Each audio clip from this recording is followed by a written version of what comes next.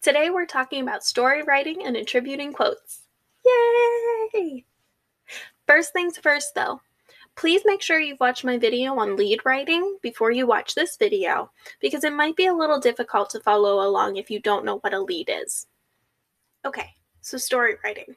In journalism, we write stories using something called the inverted pyramid writing structure. Weird name, I know. So let me explain how it gets its name.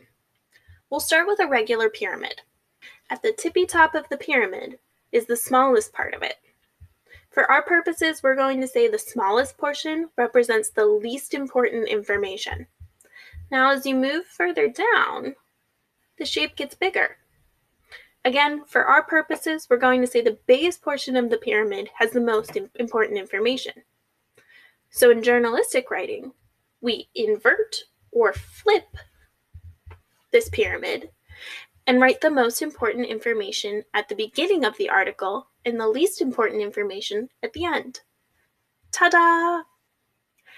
So when we look at the inverted pyramid, our most important information goes at the beginning of the story, and it's usually in our lead.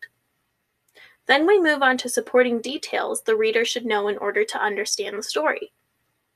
Then the end of the story should have additional information the reader may find interesting, but doesn't necessarily need to know. So why do we write this way? We write this way because, again, our reader or watcher or listener doesn't have a ton of time for news or the information that we need to give them. So we need to make sure that we get that really important information to them right in the beginning. Now that we know about the inverted pyramid, here is how a typical journalism story may be formatted. First, we have our headline and subheadline. Then we have the byline, which is the line of text that tells us who wrote the story. Then we have the dateline, which is the line of text that tells us the date of the story, or the date the story was published. Next is the actual article, video, or audio story. We begin with the lead paragraph, which may be about 1 to 3 sentences long. Again, the most important information goes in the lead.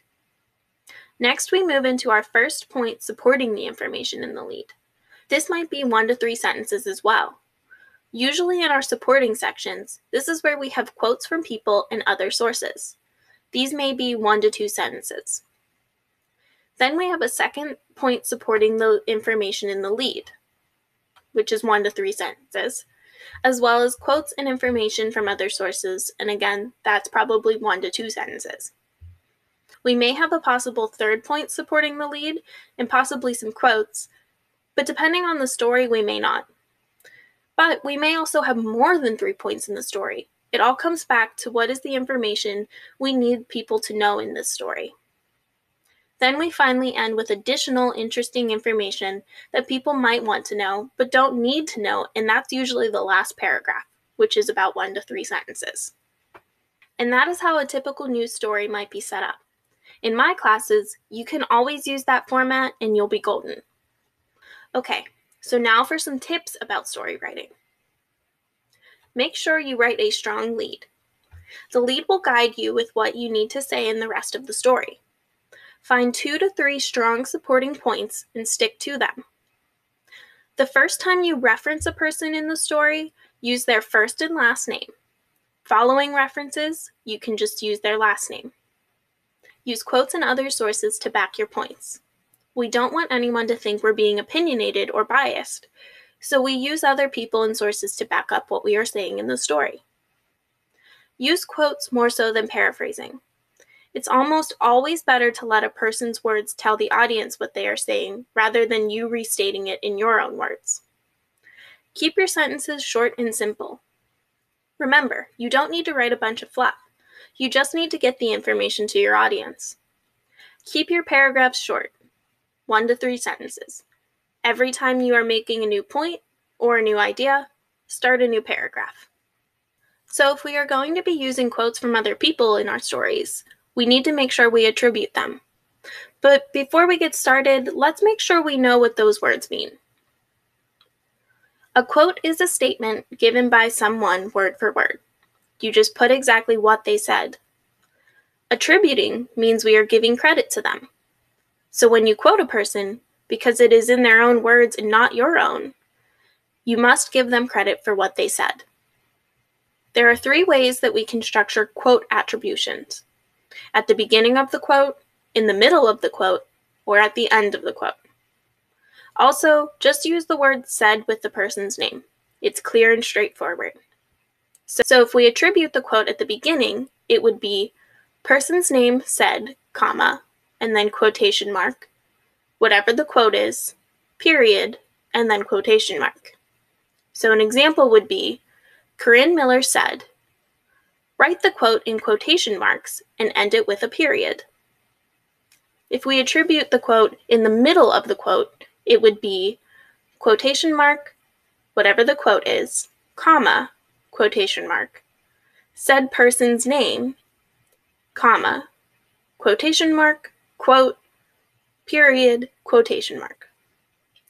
An example would be, write the quote in quotation marks, Corinne Miller said, and end it with a period. If we attribute the quote at the end, it would be quotation mark, whatever the quote is, comma, quotation mark, said person's name. An example would be, write the quote in quotation marks and end it with a comma, said Corinne Miller. Here are some more rules that come with attributing quotes.